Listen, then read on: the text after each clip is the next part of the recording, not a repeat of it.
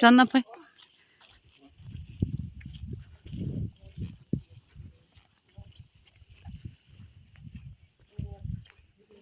Бұл кесені жерде Абай Ибрахим Құнанбайұлы кенже інісі Оспанмен және Шәкәрім Құдайбердіұлы өзінің ұлы Айхатпен жерленген.